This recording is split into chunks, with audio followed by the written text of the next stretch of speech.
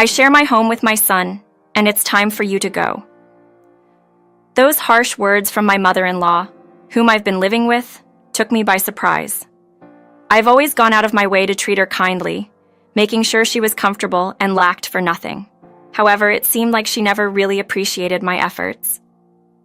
There have been instances where she was unkind to me, leading to feelings of resentment on my part. When she told me to leave, I unexpectedly found myself agreeing, realizing that deep down I was ready to go. My husband was away on a business trip, leaving my mother-in-law the one who would face difficulties without me. She seemed to forget that the comfortable city life she enjoyed was thanks to me. With that realization, I decided it was time to move out. My name is Betty, and I'm about to turn 34. My husband and I have been married for a decade, both of us working professionals. We had thought about starting a family, but medical advice suggested it would be challenging for me to conceive naturally. After considering fertility treatments, we ultimately chose to enjoy our life together without children. Then, after my father-in-law passed away, leaving my mother-in-law with mobility issues due to bad knees, we faced the decision of her living arrangement.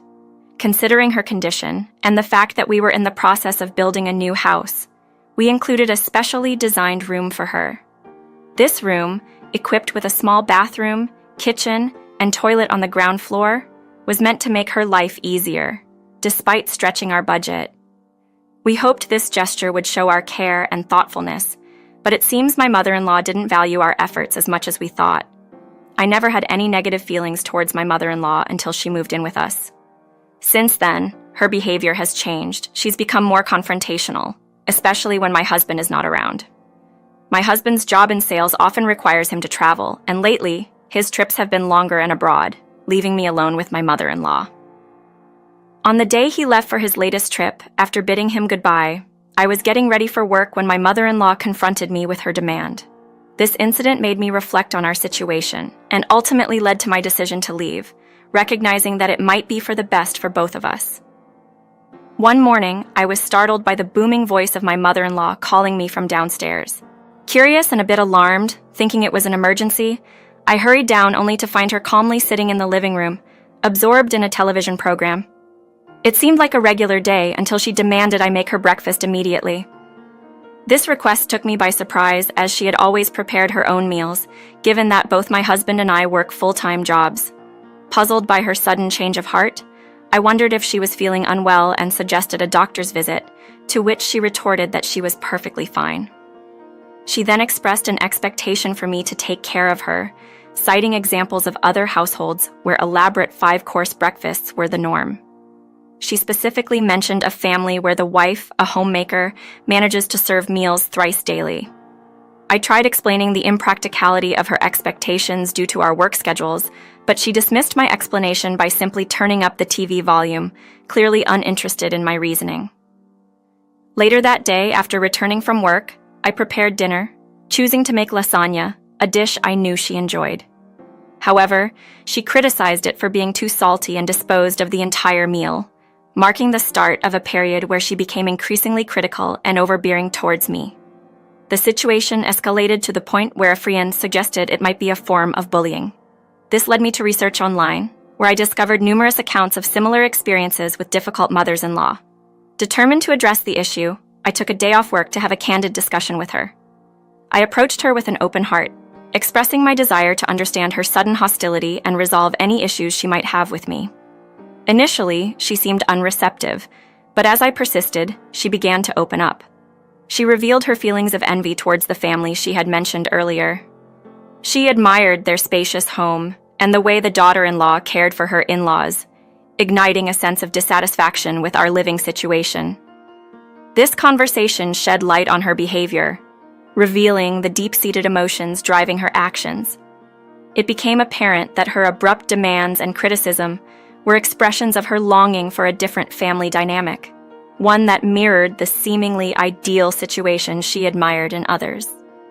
Recognizing the root of the problem allowed us to address her feelings and work towards improving our relationship, reminding us of the importance of communication and understanding in navigating the complexities of family life.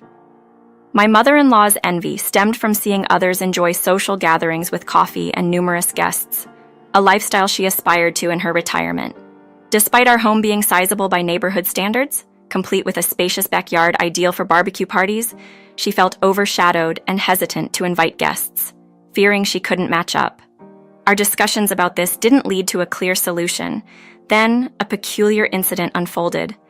As I left for work one morning, I noticed odd looks from a neighbor and whispers that seemed directed at me. Concerned about a potential wardrobe or makeup mishap, I found nothing amiss. The cause of the whispers became clear later that day. A neighbor approached me with rumors of alleged violence towards my mother-in-law, supposedly stemming from our discussion about her lifestyle desires. According to the rumor, I had aggressively told her to leave if she persisted in her ways. This was far from the truth, as I harbored no such intentions or actions. Despite my explanations, the rumor had taken root, casting me as the aggressive wife in the neighborhood narrative. This label weighed on me until it became unbearable about 6 days after my husband departed on a business trip. The thought of discussing this issue with him during his busy schedule was daunting, so I opted to first address it with my mother-in-law.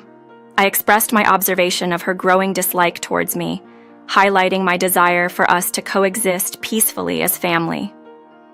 Despite my efforts, it seemed impossible to alter her perception. I tentatively suggested that living apart might be best.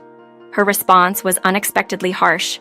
She admitted to never liking me, criticizing my contributions and lifestyle, particularly highlighting her disdain for a woman who focuses on work over family.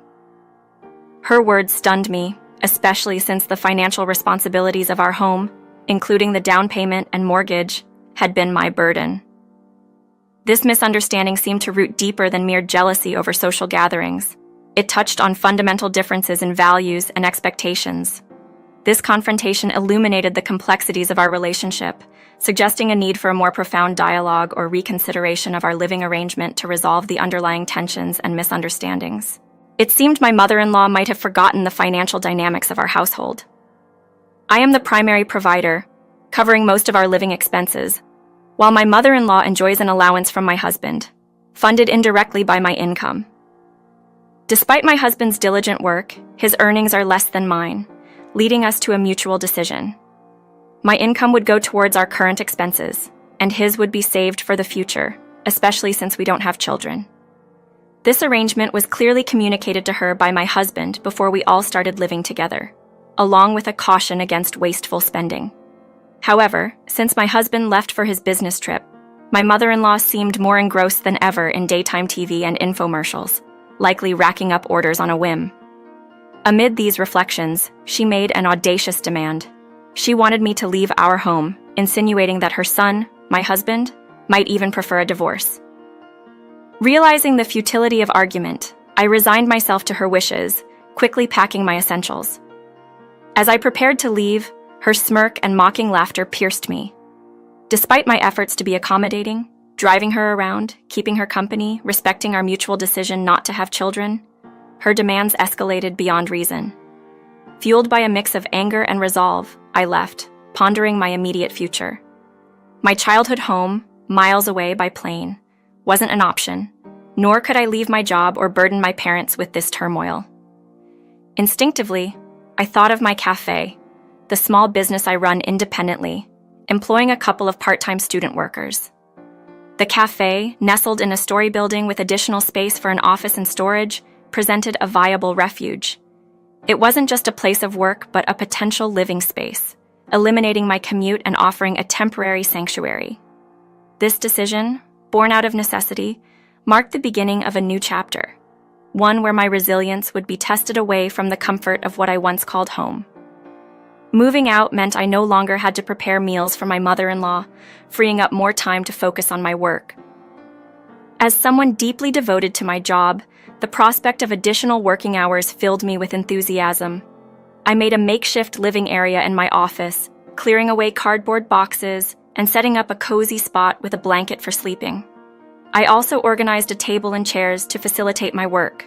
When the part-time students who work for me came in for their shifts, they were surprised by the changes but quickly offered their support after I shared my situation. Their willingness to help and their kind nature made me feel truly appreciative of having them on my team. Their excellent customer service skills have consistently been highlighted in our cafe's reviews, prompting me to consider a pay raise for them. That evening, I received a message from my husband, who had returned from his business trip earlier than anticipated. Upon finding many of my belongings missing, he confronted my mother-in-law, who was initially reluctant to disclose my departure. After about an hour, she revealed the truth, prompting my husband to attempt contacting me. Despite his multiple calls, he hadn't shown up at my workplace, a gesture of his respect for my need for space. Feeling remorseful for worrying him, I promptly returned his call. He was eager to understand what had transpired, and although I hesitated at first, his insistence led me to share the ordeal with my mother-in-law. His reaction was one of anger and concern, and he expressed a desire to discuss everything in detail after I wrapped up work and secured the cafe and office for the night.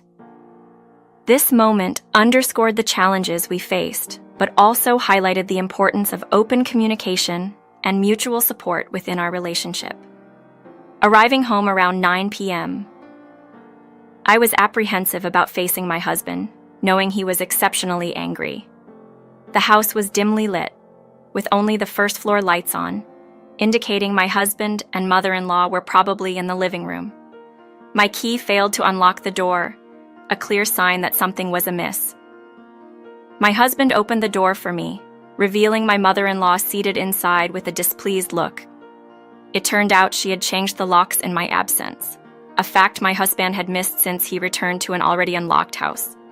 My husband was eager to understand the events of the past 3 weeks, so I recounted the difficulties I faced with my mother-in-law, her unreasonable behavior, refusal to listen, and the spreading of false rumors about me. Whenever I challenged her accusations, she branded me a liar. But she fell silent when my husband pressed for her side of the story. She then accused me of being aggressive towards her, a claim she believed the neighbors could corroborate. The discussion seemed endless and fruitless until I decided to present concrete evidence. I had been discreetly recording audio and video clips on my smartphone, capturing my mother-in-law's derogatory comments and unreasonable demands. This included her berating me about household duties and making hurtful remarks about my inability to have children. Upon viewing these recordings, my husband's anger intensified, while my mother-in-law turned Russian, feebly attempting to dismiss the evidence as a misunderstanding and accusing me of selective editing. However, my husband's familiarity with video editing allowed him to quickly discern that the footage was genuine. His trust in me was evident, and he began to seriously contemplate the idea of us living apart from my mother-in-law, who strongly objected to the notion. Despite her protests, my husband's stance was unwavering, indicating a significant shift towards addressing the ongoing tensions and seeking a more peaceful living situation. During this tumultuous time, my husband and I had long discussions about the best course of action for our family, which ultimately led us to a decision we had previously been reluctant to consider: moving my mother-in-law into a nursing home. Initially, we had all agreed that living together was the best option, but the situation had evolved. Given her mobility issues and our demanding work schedules, we realized that we couldn't provide the level of care and attention she required. My husband, who has a soft spot for me that he doesn't often show openly, had been mulling over this idea for some time. Despite his usual preference to keep the peace, he prioritized my well-being, a testament to the depth of his love and the quick progression of our relationship from dating to marriage. When the suggestion of a nursing home was brought up, my mother-in-law was understandably upset, having always expressed her aversion to such facilities. She pleaded with us to reconsider, but seeing no other viable option to ensure her safety and proper care, my husband stood firm on the decision. This was a clear indication of his support for me over his mother, something she seemed to have not anticipated. Eventually, my mother-in-law apologized for her behavior, but the damage was done, and my husband's resolve remained unchanged. Amid these family dynamics, I poured my energy into my cafe, expanding its operating hours to include a breakfast and introducing evening alcohol service. To my astonishment, these changes nearly doubled our customer base, a success that, in a moment of mixed emotions, I sarcastically credited to my mother-in-law's actions. The irony of thanking her for forcing me into a situation that led to unexpected growth for my business did not land well, her displeasure evident in her tight-lipped response and unsmiling eyes. Ultimately, we chose a senior living facility for my mother-in-law that, despite its higher cost, was renowned for its exemplary services. This decision was made with her best interests at heart, aiming to provide her with a supportive and caring environment. The transition marked a new chapter for us all, moving forward from past tensions with hope for a more peaceful and positive future. Despite the challenges with my mother-in-law, I've always been grateful to her for the role she played in shaping the person my husband has become. This gratitude influenced our decision to select the best possible nursing facility for her, aiming for a place where she would receive excellent care and support. However, adapting to her new environment proved difficult for her. During my visits, staff reported that she had been involved in conflicts with other residents over seemingly trivial matters, such as making eye contact or speaking too loudly. The facility made efforts to manage these disputes by isolating her at times, hoping to prevent any escalation that might necessitate her removal. Over the first 8 months, I noticed a decline in her spirit, likely due to the isolation and reduced social interactions, which may have contributed to her feeling of loneliness. Eventually, there was a slight improvement in her ability to socialize with others, but her unchanged demeanor led to her eviction from the facility. Moving to a new place didn't help. She remained isolated, and her loneliness appeared to deepen, potentially hastening the onset of dementia. It's a sorrowful situation, especially considering the separation from her family, but maintaining peace for all seemed paramount.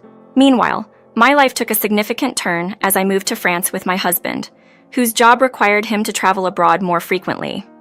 Initially hesitant due to my commitment to running a cafe, the graduation of 3 student workers presented an opportunity to explore new horizons. Closing the cafe, I embarked on a dream to start a restaurant abroad. The transition was challenging, particularly due to the language barrier, which initially confined me to our home. However, my integration into the community began when I made friends locally, one of whom helped me secure a job at a grocery store. This new chapter, despite its difficulties, opened up avenues for growth and new experiences in an unfamiliar setting. Over time, my ability to communicate in the local language improved significantly, encouraging me to embark on a new venture, opening a quaint cafe nestled in a cozy corner of our new town. Back in Vancouver, we owned a house still under mortgage. Faced with the decision of selling it amidst unfounded neighborhood gossip, we ultimately chose to sell, using the proceeds to finance my cafe dream. The cafe's opening day was a huge success, buoyed by the support of many friends I'd made and a social media campaign highlighting it as a homey spot run by a Canada. The catalyst for starting the cafe was my acquisition of permanent residency in France, a development that coincided with my husband's increasing professional opportunities abroad. His company's decision to relocate him to their French branch facilitated our decision to settle here permanently. Although he later left that position, his current role has proven to be a perfect fit, allowing him to thrive and match my earnings. As we navigated our new life in France, the joyous news of expecting a child came as a miraculous surprise, given previous medical advice about the challenges of natural conception. This unexpected blessing has filled us with anticipation and excitement for the future. We're eager to welcome our new addition, despite the challenges parenting may bring, confident in our ability to manage together. The warm and welcoming community in our new town has celebrated our news with genuine enthusiasm, reassuring us of the supportive environment our child will grow up in.